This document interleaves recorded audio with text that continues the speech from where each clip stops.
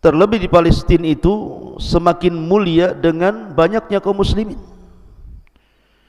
Dan satu darah saja tertumpah, satu nyawa saja tertumpah, dan itu jiwa seorang muslim, itu jauh lebih berharga dibandingkan dunia dan isinya.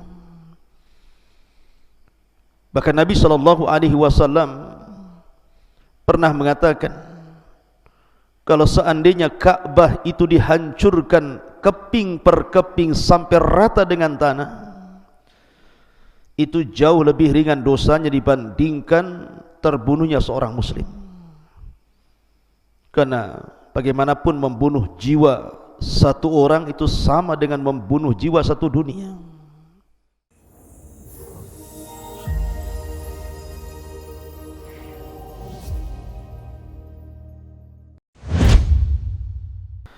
Assalamualaikum warahmatullahi wabarakatuh. Bihamdillahi wassalatu wassalamu ala rasulillah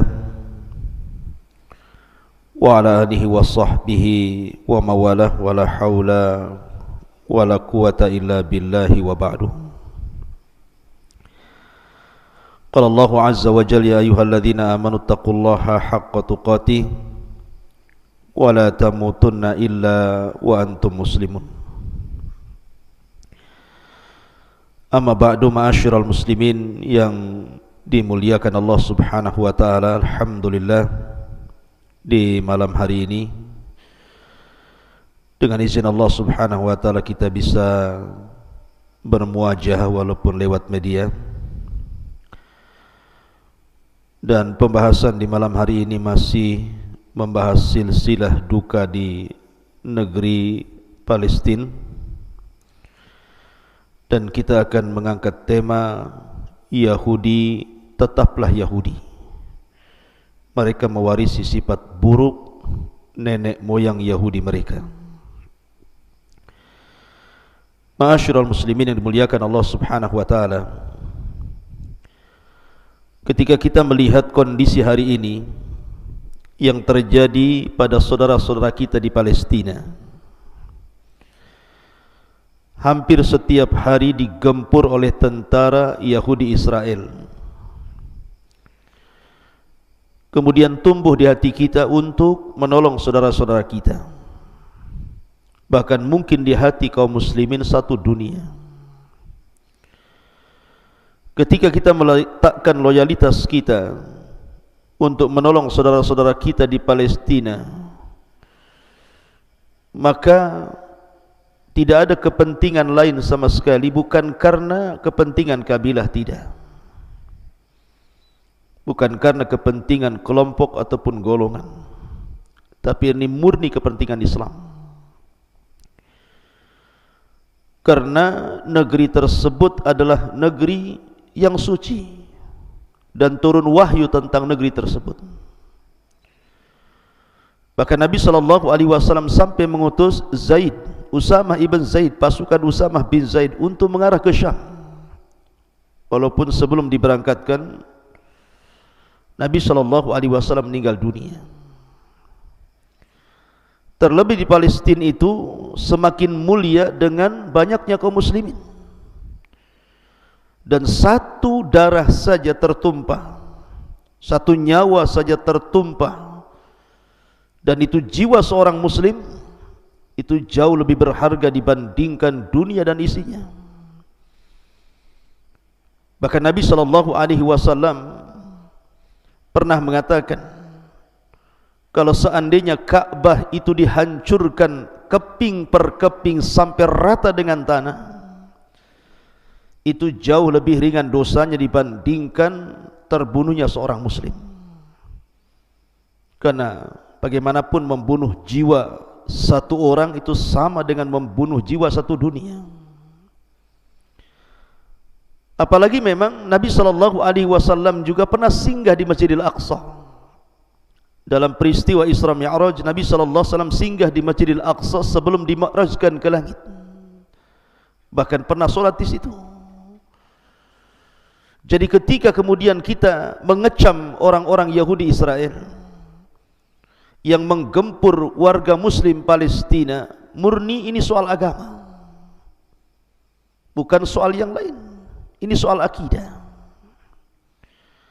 Ma'asyiral muslimin yang dimuliakan Allah Azza wa Jalla, akan tapi Yahudi tetaplah Yahudi. Yahudi dulu sama dengan Yahudi sekarang. Akhlak mereka kurang lebih saja. Sejak awal Yahudi itu, jangan lagi kemudian sesama mereka, terhadap bapak mereka yang melahirkan mereka saja, Yakub alaihi salatu wassalam itu bapak yang melahirkan mereka. Karena Yakub alaihi salatu wassalam itu nama lain daripada Israel, dan turunannya disebut Bani Israel. Anda bisa baca dalam surah Yusuf bagaimana mereka orang-orang Yahudi itu mendustakan Israel sendiri. Inna lanaraka fi dhalalim mubin. Kami melihat engkau wahai bapakku berada di atas kesesatan yang nyata. Ketika mereka melihat bahwa Yakub lebih mencintai Yusuf dibandingkan mereka, menurut prasangka mereka, mereka mengatakan kepada bapak mereka, mengatakan fi dhalalim mubin, di atas kesesatan yang nyata. Belum lagi kemudian mereka menyakiti para nabi. Saudara mereka Yusuf alaihi salatu wassalam, calon seorang nabi penerus Yakub alaihi salatu wassalam, disakiti oleh mereka. Bahkan dimasukkan ke dalam sumur di tengah hutan. Kemudian setelah berjumpa bertahun-tahun lamanya, kemudian Nabi Yusuf alaihi salatu wassalam sudah menjadi orang besar di Mesir. Kemudian mereka datang menukar barang berharga dengan makanan. Tiba-tiba kemudian Yusuf alaihi salatu wassalam ingin saudara kandungnya Binyamin tinggal di Mesir. Kemudian dibuatlah hilah oleh mereka, oleh Nabi Yusuf alaihi salatu wassalam. Tiba-tiba mereka mengatakan, sebagaimana adiknya Binyamin mencuri, maka sebelumnya juga abangnya mencuri, maksudnya Nabi Yusuf. Lihat bagaimana pengkhianatan mereka kepada saudara mereka, bahkan kepada bapak mereka Yakub, mengatakan inna lanaraka fi dhalalim mubin. Subhanallah. Yahudi tetaplah Yahudi. Belum lagi kemarin sudah saya kisahkan, hatta kepada nabi mereka yang telah menyelamatkan mereka dari perbudakan Fir'aun bertahun-tahun lamanya. Fir'aun memperbudak mereka, akhirnya diselamatkan oleh Nabi Musa alaihi salatu wassalam. Bukan hanya diselamatkan akidah mereka, tapi juga diselamatkan fisik dan jasad mereka dari perbudakan. Tetapi mereka ingkar dan kufur kepada Nabi Musa alaihi salatu wassalam. Baru saja mereka diseberangkan dari laut dan mereka menyaksikan Fir'aun ditenggelamkan. Kemudian mereka lewat di sebuah kaum yang menyembah berhala. Mereka mengatakan kepada Nabi Musa alaihi salatu wassalam, ij'al lana ilahan kama lahum alihah. Jadikan kami Tuhan seperti mereka, seperti orang-orang musyrik yang menyembah berhala. Maka Nabi Musa alaihi salatu wassalam marah dan mengatakan, innakum qaumun tajhalun. Kalian ini kaum yang jahil, sudah diberikan hidayah mau sesat. Begitulah penentangan mereka terhadap nabi mereka. Bahkan lebih dari itu, belakangan setiap nabi diutus kepada mereka, mereka dustakan. Bahkan lebih bengis daripada itu, ada juga nabi-nabi yang dibunuh mereka. Bahkan Imam Ibnul Qayyim mengatakan, satu hari pernah orang-orang Yahudi membunuh 70 nabi. Bahkan setiap nabi diutus kepada mereka, mereka membunuhnya. Maka Yahudi tetaplah Yahudi. Tidak ada perubahan Yahudi dulu sampai hari ini. Ma'asyiral muslimin yang dimuliakan Allah Azza wa Jalla, maka pada malam hari ini kita akan menjelaskan akhlak buruk mereka sebagaimana yang dicantumkan di dalam Al-Quranul Karim. Dan akhlak buruk ini akan terulang sejak zaman Yahudi di zaman itu sampai Yahudi di zaman sekarang. Yahudi tetaplah Yahudi. Saya ulas sedikit yang kemarin. Yang pertama, syiddatul adawati lil mu'minin wa bughdihim. kerasnya permusuhan orang-orang Yahudi terhadap orang-orang yang beriman, dan kebencian mereka melekat di hati-hati mereka kepada orang-orang yang beriman. Dan itu Allah Subhanahu wa taala firmankan, la tajidanna ashaddan nasi adawatan lilladzina amanul yahuda walladzina asyraku. Dalam surah Al-Maidah 82 Allah mengatakan, dan sungguh engkau akan mendapati manusia yang sangat kuat permusuhannya terhadap orang-orang yang beriman. Mereka lah orang-orang Yahudi dan orang-orang yang menyekutukan Allah Subhanahu wa taala. Dari zaman ke zaman, ikhwan, mereka berperang melawan orang-orang yang beriman. Seperti saya contohkan umpamanya bagaimana di zaman sebelum Nabi sallallahu alaihi wasallam diutus, tepatnya di negeri Yaman namanya Najran. Bagaimana Dzunwas raja Yahudi membantai ribuan warga Nasrani dengan cara dibakar hidup-hidup. Sehingga Allah Subhanahu wa taala berfirman dalam Al-Qur'an, dengan sebab peristiwa Dzunwas di Najran ini turun ayat dalam suratul Buruj, wa ma naqamu minhum illa an yu'minu billahil azizil hamid. Tidaklah mereka menyiksa orang-orang yang beriman kecuali karena mereka beriman kepada Allah, zat yang maha perkasa. Jadi sebab beriman itulah justru diperangi. Ma'asyiral muslimin yang dimuliakan Allah Azza wa Jalla, belum lagi di zaman Nabi sallallahu alaihi wasallam bagaimana pengkhianatan orang-orang Yahudi kepada kaum muslimin, upaya pembunuhan kepada Nabi sallallahu alaihi wasallam, dan begitu seterusnya, bahkan membantu orang-orang musyrik Arab untuk memusuhi Rasul. Ma'asyiral muslimin yang dimuliakan Allah Azza wa Jalla, maka sejak saat itulah permusuhan tidak akan pernah padam, karena Allah mengatakan wala tarda ankal yahudu walan nasara hatta tattabi'a millatahum. Orang-orang Yahudi itu tidak akan redha, ataupun orang-orang Nasrani, kepadamu ya Muhammad sampai engkau mengikuti agama mereka. Yang kedua, ma'asyiral muslimin yang dimuliakan Allah Azza wa Jalla, di antara akhlak buruk mereka adalah qatlul anbiya'i war rusul. Kebiasaan mereka suka membunuh para nabi dan rasul.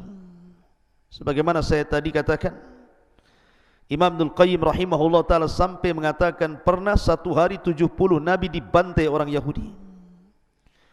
Padahal karunia besar yang Allah Subhanahu wa ta'ala anugerahkan kepada orang-orang Yahudi, atau dulu disebut Bani Israel, dan mereka bagian daripada Bani Israel, adalah dengan diutusnya banyak para nabi kepada mereka. Ini karunia besar, dengan diutusnya para nabi kepada mereka. Bukan satu dua nabi, ribuan para nabi diutus kepada mereka. Tetapi mereka kaum yang inad, kaum yang menentang kepada Allah dan Rasulnya. Sehingga Allah Subhanahu wa ta'ala berfirman di dalam Al-Quranul Karim, walaqad atayna Musal kitaba wa qaffayna min ba'dihi birrusul wa atayna Isa ibn Maryam al-bayyinati wa ayyadnahu biruhil qudus afa kullama ja'akum rasulun bima la tahwa anfusukum mustakbartum fa fariqan kadzabtum wa fariqan taqtulun. Dan sungguh kami telah memberikan Taurat kepada Musa, dan kami susulkan setelahnya dengan rasul-rasul yang banyak, dan kami telah berikan kepada Isa putra Maryam bukti-bukti kebenaran, serta kami kuatkan dia dengan Ruh Kudus Jibril. Mengapa setiap rasul yang datang kepada engkau kemudian membawa sesuatu pelajaran yang tidak kamu inginkan, kamu menyombongkan diri, lalu sebagian kalian mendustakan rasul dan sebagian kalian membunuh rasul? Itulah tradisi orang-orang Yahudi sejak dulu. Yaqtulunal anbiya, suka membunuh para nabi. Yaqtulunal abriya, membunuh orang-orang baik. Yaqtulunas salihin, membunuh orang-orang saleh, dan membunuh orang-orang yang beriman. Bagi mereka darah seorang yang beriman itu nilainya sangat murah sekali. Makanya wajar kalau seandainya orang-orang Yahudi Israel membantai kaum muslimin, tidak ada rahmat dalam hati mereka. Mereka seperti membunuh binatang. Ma'asyiral muslimin yang dimuliakan Allah Subhanahu wa taala. Kita lihat sejarah yang sering saya ulang-ulang bagaimana Nabi Yahya alaihi salatu wasallam dipenggal lehernya. Siapa yang memenggal leher Nabi Yahya? Yahudi. Kemudian Nabi Zakaria digergaji ketika sembunyi dalam pohon. Siapa yang membunuh Zakaria? Yahudi. Kemudian nabi-nabi yang lainnya, Nabi Nabi Daniel, kemudian Nabi Hazkiel, kemudian nabi-nabi Bani Israel, betapa banyak yang dibunuh orang-orang Yahudi. Bahkan ada upaya pembunuhan kepada ulul azmi minar rusul Isa bin Maryam. Tapi Allah Subhanahu wa taala tidak menghendaki seorang rasul harus dibunuh. Makanya Allah Subhanahu wa taala angkat Isa ke langit dan Allah selamatkan. Bahkan Nabi SAW juga tidak lepas target dari pembunuhan. Bagaimana orang-orang Yahudi menyewa tukang sihir Labid bin Asam untuk menyihir Rasul. Bagaimana seorang wanita Yahudi Zainab bintul Harith meletakkan racun di paha kambing kesukaan Nabi SAW. Dan itu akhlak buruk akan terulang sampai hari ini. Yahudi tetaplah Yahudi. Ma'asyiral muslimin yang dimuliakan Allah Azza wa Jalla. Belum lagi i'raduhum anit Taurah, kitab yang harusnya menjadi dasar undang-undang mereka dalam kehidupan mereka. Justru mereka berpaling. Mereka buang Taurat di belakang punggung mereka.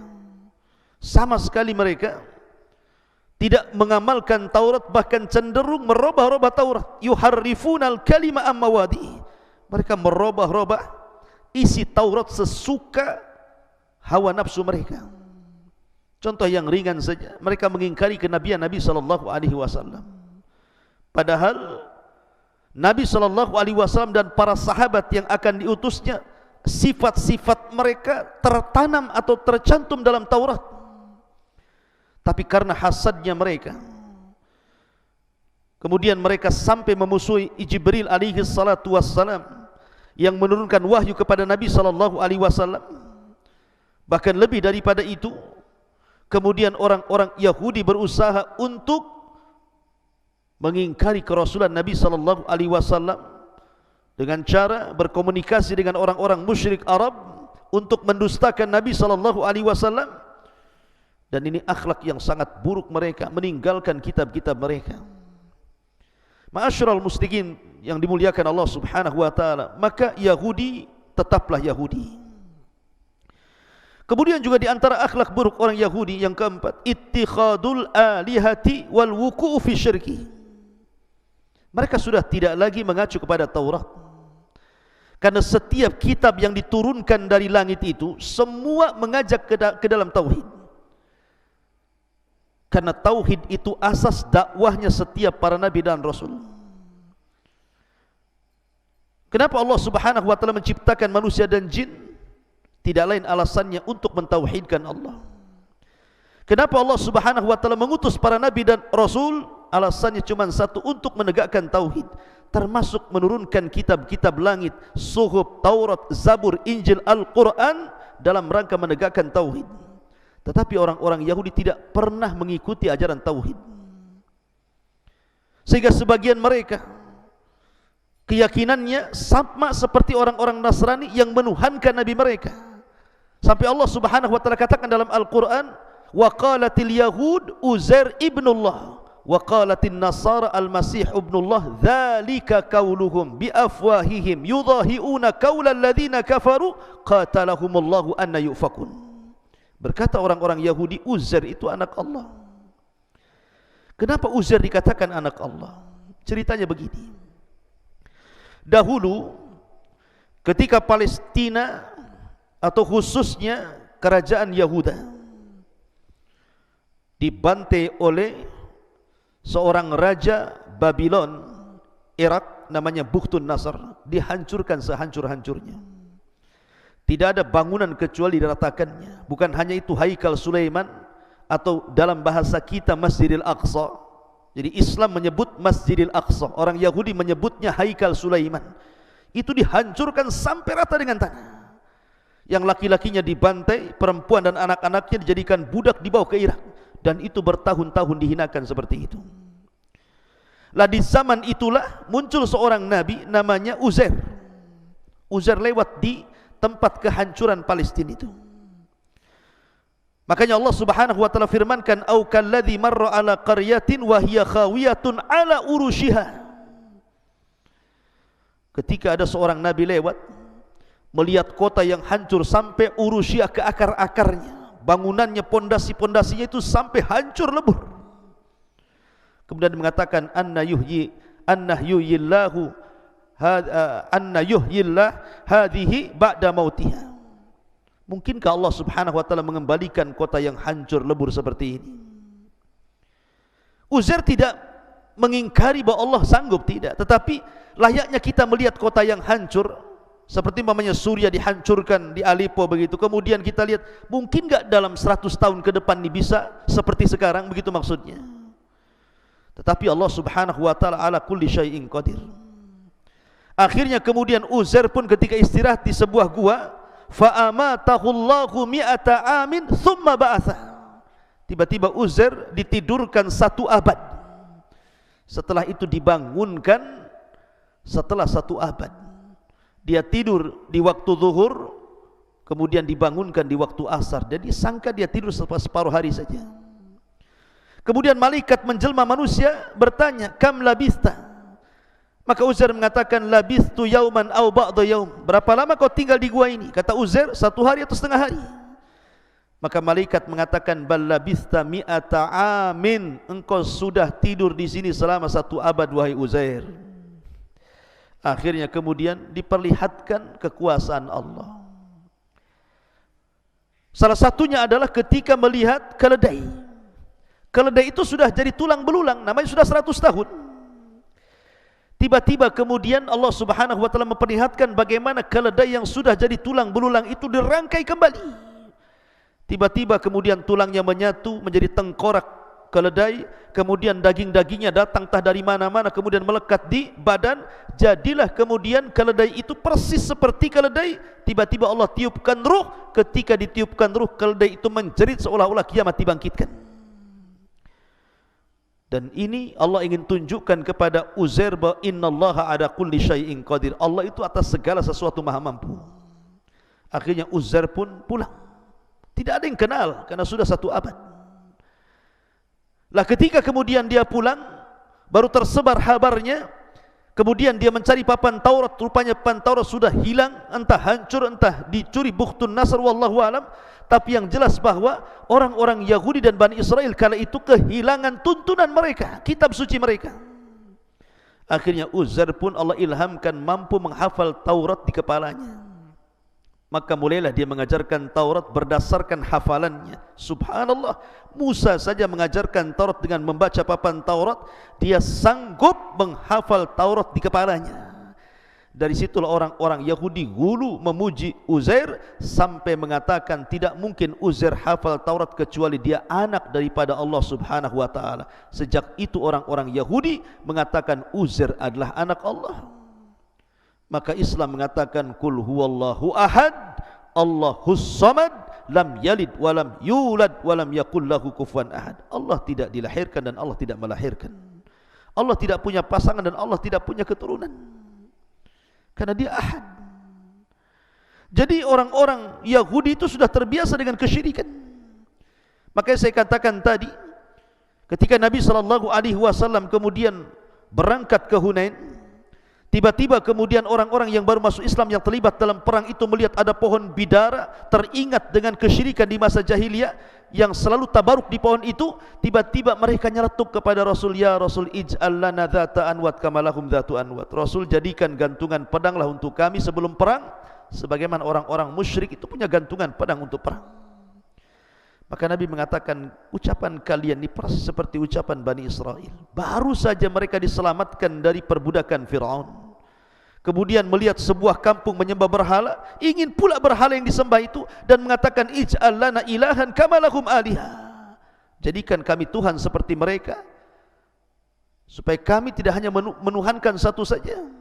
Maka Musa mengatakan, innakum qaumun tajhalun, sama kalian juga kaum yang jahil. Sudah diberikan petunjuk, malah mau menyesatkan pula. Ma'asyiral muslimin, Makanya kenapa Nabi SAW 5 hari dalam pembaringannya sebelum wafatnya mewanti-wanti kita kaum muslimin akan kesyirikan orang-orang Yahudi. Apa kata Nabi SAW? La'natullah alal yahudi wan nasara alladzina takhadu kubur anbiya'ihim masajid. Laknat Allah kepada orang Yahudi. Pertama Yahudi dulu, kemudian Nasrani yang mengambil kuburan-kuburan nabi-nabi mereka dijadikan tempat sujud. Jadi kebiasaan orang Yahudi sejak dulu itu suka menyekutukan Allah. Maka Yahudi tetaplah Yahudi. Yahudi zaman dulu ya Yahudi zaman sekarang. Ma'asyiral muslimin yang dimuliakan Allah Subhanahu wa taala. Belum lagi hasad mereka yang luar biasa. Sampai-sampai Nabi sallallahu alaihi wasallam mengatakan di dalam hadis Nabi SAW, dabba ilaikum da'ul umam min qablikum al-hasad wal baghdha. Sungguh telah mengalir penyakit kepada kalian, penyakit yang pernah menimpa umat sebelum kalian. Maksudnya Yahudi dan Nasrani. Penyakit apa itu? Al-hasad wal baghdha. Hasad dan saling memusuhi, kebencian yang tertanam dalam hati mereka. Aisyah radhiyallahu anha suatu ketika bercerita, dakhala yahudiyun ala Nabi sallallahu alaihi wasallam. Ada seorang Yahudi masuk kepada Nabi sallallahu alaihi wasallam. Tiba-tiba mengucapkan salam, bukan assalamualaikum. Mudah-mudahan keselamatan Allah anugerahkan kepada kalian, tetapi merubah assalamualaikum menjadi assammu alaikum. Tahu sam? Sam itu artinya racun. Jadi seolah-olah orang Yahudi ini mengucapkan kepada Nabi SAW, assammu alaikum, mudah-mudahan kebinasaan kepadamu, mudah-mudahan kau terkena racun. Tapi Nabi SAW mengatakan, wa alaika, kamu saja. Kemudian Aisyah radhiyallahu anha ketika itu mengatakan, fahamamtu an atakallam fa'alimtu karahiyatan Nabi SAW lidzalik. Fasakat.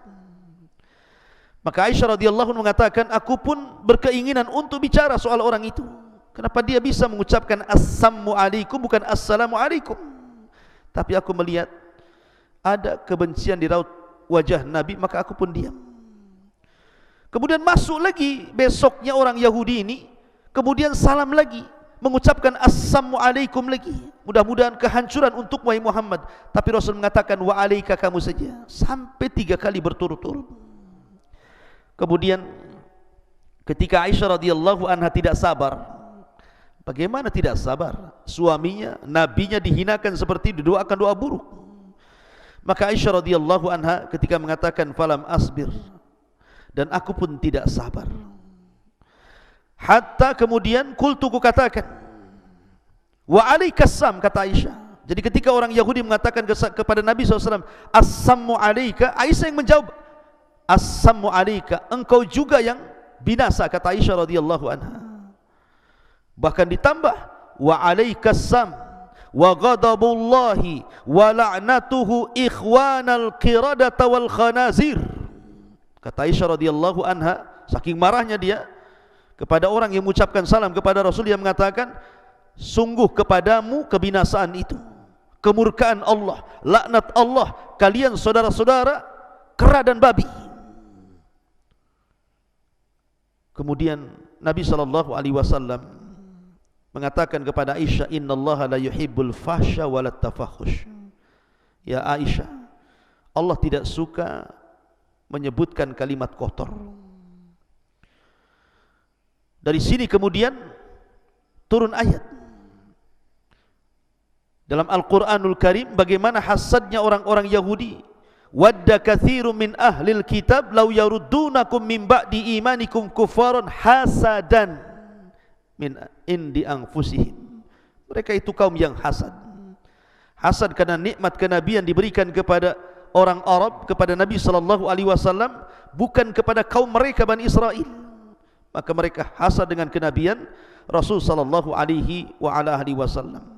Kemudian juga di antara akhlak buruk Yahudi, naqdul mawathiq wal uhud. Sejak dulu orang Yahudi itu suka membatalkan perjanjian. Sejak dulu Yahudi tetaplah Yahudi. Di zaman Nabi SAW, Nabi itu ketika belum hijrah dari Mekah ke Madinah, Madinah itu namanya Yathrib. Sudah dihuni 3 kabilah Yahudi besar, Bani Qunaiqah, Bani Quraidah, Bani Nadir. Sesama Yahudi saja perang. Belum lagi di situ ada 2 kabilah musyrik namanya Khazraj dan Aus yang asal dari Yaman. 2 kabilah ini pun saling perang. Jadi Yathrib itu negeri kacau, banyak perang. Akhirnya Nabi SAW hijrah dari Mekah ke Madinah. Dengan kedatangan Nabi SAW, maka tercerahkan Madinah. Sehingga Nabi SAW berusaha untuk mendamaikan umat antar beragama, mendamaikan orang Yahudi satu dengan yang lainnya, mendamaikan orang Yahudi yang suka berperang dengan orang-orang musyrik, sampai-sampai Nabi SAW katakan kepada mereka, ngapain kalian perang? Bukankah jalan yang kita lalui jalan yang sama, pasar yang kita berjual beli juga pasar yang sama, sumber mata air yang kita ambil juga sumber yang sama, kenapa kalian harus perang? Lihat bagaimana Islam mencintai perdamaian. Kata Nabi SAW, bagaimana kalau seandainya kita bersatu, kita jadikan Yathrib ini sebuah negara berbasis kota? Setuju, subhanallah. Akhirnya Nabi SAW didaulat untuk menjadi pemimpin mereka. Minoritas berhasil menguasai mayoritas. Akhlak Nabi yang menjadikan minoritas menguasai mayoritas. Maka dari situlah terjadi perdamaian, perjanjian damai. Kemudian diletakkan bulir perdamaian dalam sebuah piagam yang disebut dengan piagam Madinah. Maka sejak itulah tidak ada perang lagi. Karena dalam bulir-bulir kesepakatan piagam Madinah itu untuk saling membantu, untuk saling menolong, untuk saling begini dan begitu seterusnya. Sampai akhirnya karena dakwah Nabi SAW, orang-orang musyrik Khazraj dan Aus lama-lama masuk Islam dan belakangan disebut Ansar. Tapi orang Yahudi tidak ada satupun yang masuk Islam kecuali dalam hitungan jari. Tidak ada orang Yahudi masuk Islam kecuali dalam hitungan jari, walaupun kepala mereka masuk Islam, Abdullah bin Salam. Yang ada justru pengkhianatan demi pengkhianatan, merobek perjanjian piagam Madinah. Akhirnya satu persatu kabilah Yahudi diusir dari Madinah karena sudah merobek perjanjian. Ya, karena Allah Subhanahu wa taala katakan, awa kullama ahadu ahdan nabadahu fariqum minhum bal aktsaruhum la yu'minun. Setiap kali mereka melakukan perjanjian, maka mereka akan merobek perjanjian itu. Itulah Yahudi sejak dulu. Maka Yahudi tetaplah Yahudi. Tidak ada bedanya Yahudi sekarang dengan Yahudi dulu. Makanya Allah mengatakan, fabima naqdihim mitsaqahum la'annahum wa ja'alna qulubahum qasiyah. Karena pembatalan mereka terhadap perjanjian-perjanjian mereka, kami laknat mereka dan kami jadikan hati-hati mereka keras. Itulah orang Yahudi. Ma'asyiral muslimin yang dimuliakan Allah Azza wa Jalla. Kemudian di antara akhlak Yahudi ala istihza'u bid-din wa sya'airahu. Mereka suka istihza, mengolok-olok agama dan syiar-syiar agama. Allah Subhanahu wa taala mengatakan, ya ayyuhalladzina amanu la tattakhidul ladzina ittakhadhu dinakum huzuwan wa la'iban minal ladzina utul kitaba min qablikum wal kuffara awliya. Dalam surah Al-Maidah 57 Allah mengatakan, wahai orang-orang yang beriman, janganlah kalian menjadikan orang-orang yang menjadikan agama mereka permainan, huzuan wa la'iba, olok-olokan dan juga permainan, minal ladzina utul kitaba, dari orang-orang yang diberikan kitab kepada mereka sebelum kalian, maksudnya Yahudi dan Nasrani. Lihat Allah katakan alladzina takhadu dinakum huzuan wa la'iba. Karena orang Yahudi menjadikan agama itu main-main. Huzua, menjadikan olok-olokan. Lihat ketika di masa sebelum Isa bin Maryam diutus, Masjidil Aqsa dijadikan pasar. Masjidil Aqsa dijadikan pasar orang-orang Yahudi. Kemudian di situ ada praktek-praktek riba, praktek-praktek kezaliman dalam jual beli, dan mereka biasa memakan harta manusia dengan cara yang batil. Makanya Allah mengatakan, wa akhdihimur riba wa qad nuhu anhu wa aqlihimu amwalan nas bil batil. Mereka suka makan riba padahal sudah dilarang, dan mereka memakan harta orang dengan cara yang batil. Masjidil Aqsa dijadikan pasar, dijadikan tempat riba, dijadikan tempat permainan, sampai diutus kepada mereka Isa bin Maryam. Itulah orang-orang Yahudi. Maka Yahudi tetaplah Yahudi, menjadikan agama permainan bukan sebagai wahyu yang menuntun mereka kepada hidayah. Kemudian juga di antara akhlak mereka lah qaswatul qalbi, kerasnya hati orang-orang Yahudi itu. Ma'asyiral muslimin yang dimuliakan Allah Azza wa Jalla, lihat di dalam Al-Quran kisah tentang Baqarah, kisah tentang unta betina. Ketika di zaman itu ada pembesar Bani Israel yang meninggal dunia, tidak tahu siapa yang membunuhnya. Kemudian saling menuduh di antara mereka siapa pembunuhnya. Hampir 2 kabilah perang gara-gara saling menuduh siapa pembunuh tokoh mereka ini. Sehingga orang yang berakal di antara mereka berkumpul. Di depan kita ada Nabi Musa. Kenapa kita tidak datang kepada Nabi Musa bertanya siapa pembunuhnya?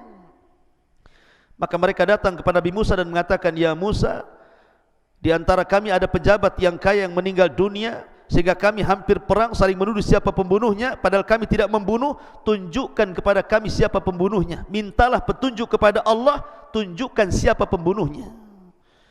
Maka Musa pun berdoa kepada Allah Azza wa Jalla. Tiba-tiba Musa mengatakan, innallaha ya'murukum an tadhbahu baqarah. Allah perintahkan kalian untuk menyembelih unta betina. Sebenarnya kalau seandainya ketika Nabi Musa mengatakan sembelih unta Baqarah, kemudian mereka langsung sapi betina.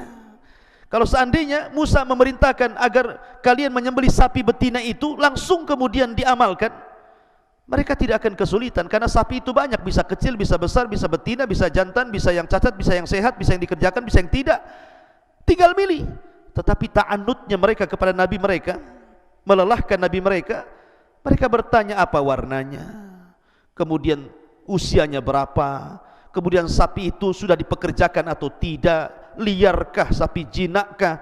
Akhirnya kemudian makin sulit untuk mencari sapinya, sampai Allah Subhanahu wa taala katakan hatta, sehingga mereka tidak sanggup untuk mengerjakannya.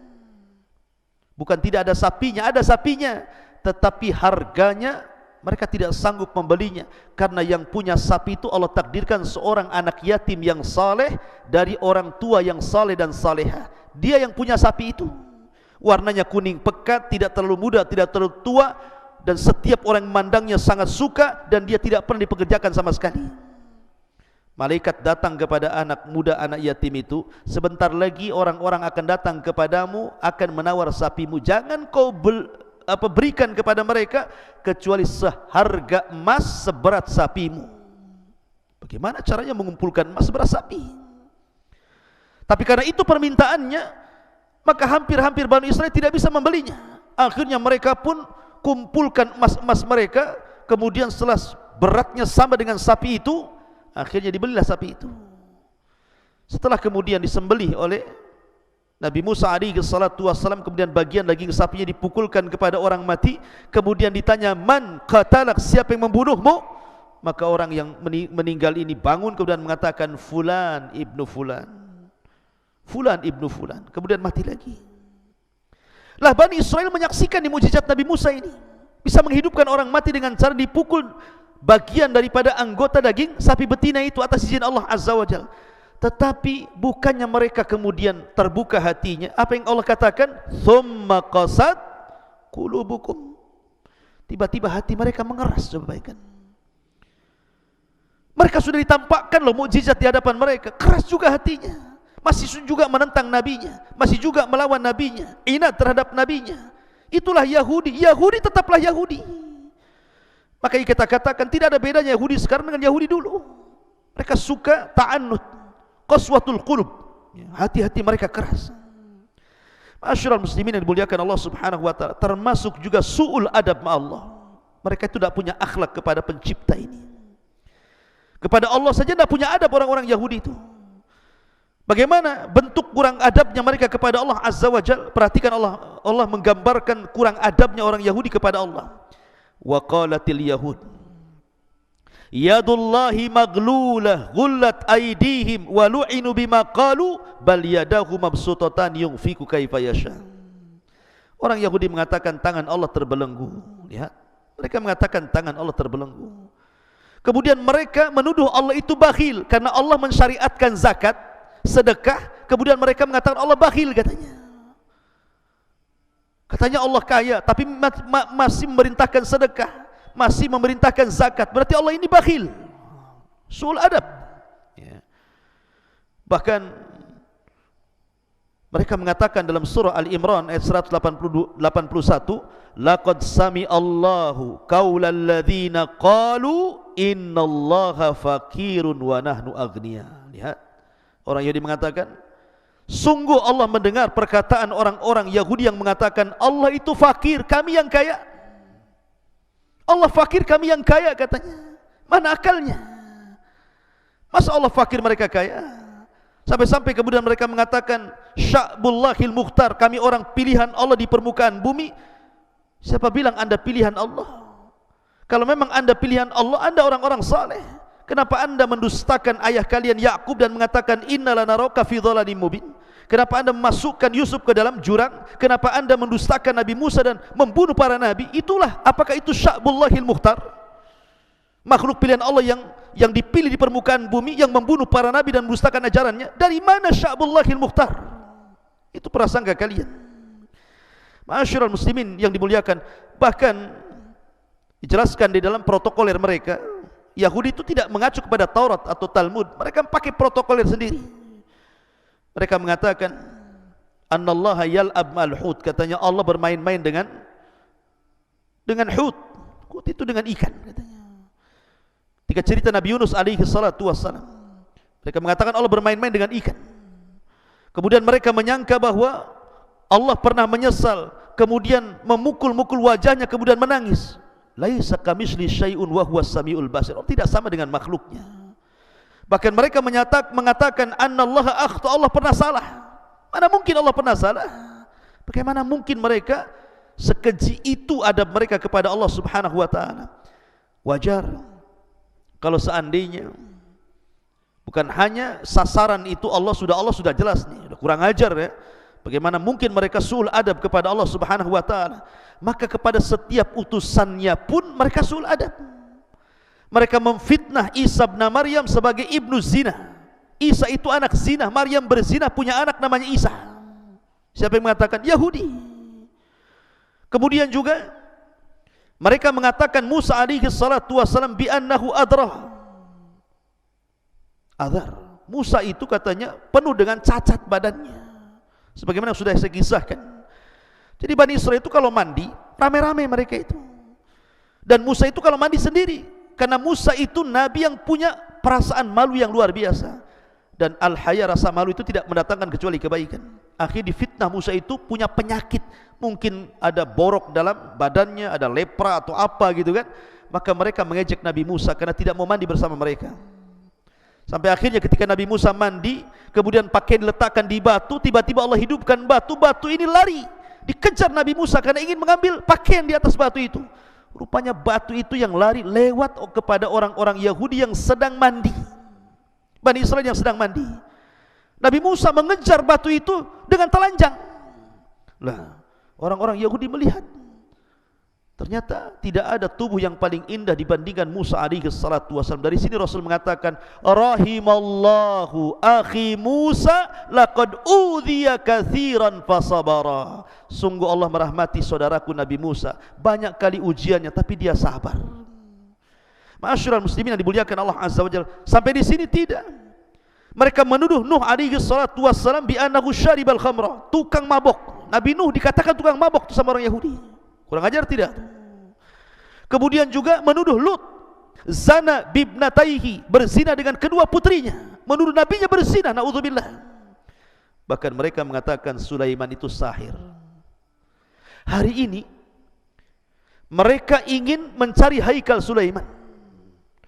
Karena keyakinan mereka kalau haikal itu terbangun, maka akan datang penolong bagi mereka, Meteus mereka, yang bagi kita penolongnya adalah Dajjal itu.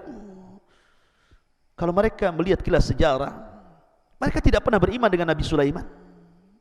Bahkan mereka menuduh Sulaiman itu tukang sihir. Makanya ketika orang-orang Yahudi di zaman Rasul datang kepada Nabi SAW bertanya tentang sihir, kemudian Nabi SAW membacakan ayat wattaba'u ma tatlu syayatin ala mulki Sulaiman wa ma kafara Sulaiman walakinna syayatina kafaru yu'allimuna an-nasa as-sihra ila akhiril ayat. Turun ayat ini. Kemudian mereka mengatakan, lihat si Muhammad itu, dia tidak tahu siapa Sulaiman. Sulaiman itu adalah sahir, dialah yang menyihir jin dan syaitan supaya jin dan syaitan itu mengabdi kepadanya. Bahkan dia kepalanya tukang sihir. Jadi orang Yahudi menuduh Nabi Sulaiman itu tukang sihir yang menyihir jin dan setan supaya mengkhidmat kepada dirinya. Sekarang kemudian masjid yang selama ini dibangun Sulaiman diagung-agungkan. Di mana Anda dengan Nabi Sulaiman? Kenapa kemudian kakek-kakek Anda menuduh Sulaiman sebagai tukang sihir? Maka saya katakan, Yahudi tetaplah Yahudi. Ma'asyiral muslimin dimuliakan Allah Azza wa Jalla. Bahkan di antara akhlak mereka, mereka suka tafarruq wal ikhtilaf, suka berpecah. Makanya Nabi SAW mengatakan, sataftariku iftaraqatil yahud ala 71 firqatan waftaraqatin nasara ala 72 firqatan wa sataftariku hadhil umma ala 73 firqah. Orang Yahudi terpecah menjadi 71 golongan, Nasrani 72, Islam 73. Tapi lihat urutan hadis. Yang pertama kali mencontohkan perpecahan siapa? Yahudi, karena Yahudi datang duluan, baru Nasrani, baru Islam. Bahkan yang memecah Nasrani Yahudi, yang memecah Islam pun Yahudi. Kalau kita melihat firqah yang pertama pecah dalam Islam dua. Pertama Khawarij, yang kedua Syiah. Itulah sempalan Islam pertama yang muncul dalam Islam pertama. Orang-orang Khawarij sudah ada sejak zaman Rasul. Kemudian Syiah muncul di zaman para sahabat Rasul. Dua firqah ini yang ngasas satu orang, Abdullah, seorang Yahudi, namanya Abdullah ibn Sabah. Abdullah ibn Sabah ini seorang Yahudi, berasal dari Yaman, dari kabilah Himyar. Dia seorang Himyari, Al-Himyari Al-Yamani. Abdullah ibn Sabah ini seorang Yahudi yang pura-pura masuk Islam di zaman Uthman. Akhirnya dialah yang mencetuskan dua firqah sesat dalam Islam, Khawarij, kemudian Syiah. Belakangan kemudian muncul ada Qadariyah, ada Murji'ah, ada kemudian juga Mu'tazilah dan yang lainnya. Kemudian terpecah-pecah sampai 73 kelompok. Tapi yang mengasas perpecahan ini siapa? Yahudi, Abdullah bin Sabah. Ma'asyiral muslimin yang dimuliakan Allah Azza wa Jalla.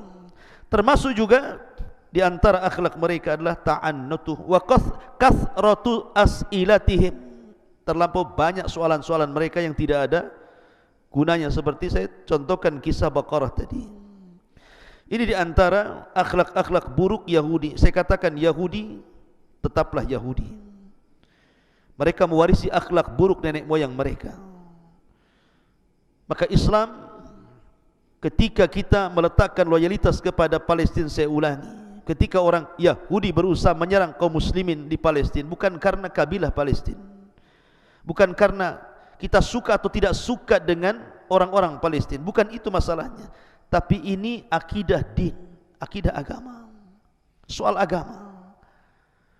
Karena turun kepada kita wahyu tentang keutamaan Palestina, keutamaan Al-Quds, keutamaan Baitul Maqdis di beberapa ayat dalam Al-Quran. Lebih-lebih di situ adalah orang-orang Muslim yang Nabi SAW mengatakan kal jasadil wahid, seperti jasad yang satu. Idza ishtaka minhu udhun tada'alahu sairul jasadi bisahri wal hamma. Kalau satu jasad saja sakit, semua jasad pasti sakit. Itulah mathalul mu'minina fi tawadu'ihim wa tarahumihim, permisalan muslim satu dengan muslim yang lainnya dalam hal kasih sayang mereka. Kal jasadil wahid, seperti jasad yang satu. Kalau mereka disakiti, maka kita juga sakit. Oleh karena itulah maka selayaknya kita marah kepada orang-orang Yahudi. Tapi sudah sunnatullah yang dicantumkan dalam Al-Quran, permusuhan orang Yahudi itu akan terus ada sampai hari ini, bahkan sampai hari kiamat. Kita hanya bisa mendoa kepada Allah Subhanahu wa taala, mudah-mudahan Allah menolong saudara-saudara kita yang ada di Palestina, kemudian juga menghancurkan orang-orang Yahudi dan orang-orang kafir di sana, dan semoga Allah Subhanahu wa taala memulihkan kondisi saudara-saudara kita di sana sehingga mereka bisa beribadah layaknya kita di sini negeri aman. Karena bagaimanapun tidak ada nikmat yang lebih besar dibandingkan nikmat aman. Karena anda tidak mungkin merasakan nikmat aman kecuali anda pernah tinggal di negeri konflik. Kalau anda pernah tinggal di konflik, pasti anda ingin hijrah ke tempat yang aman. Maka negeri kita negeri aman. Bersyukurlah kepada Allah Azza wa Jalla sebelum negeri kita seperti negeri-negeri konflik di luar sana. Subhanakal bihamdika asyhadu an la ilaha illa anta astaghfiruka wa atubu ilaik. Allah Ta'ala alam. Assalamualaikum warahmatullahi wabarakatuh.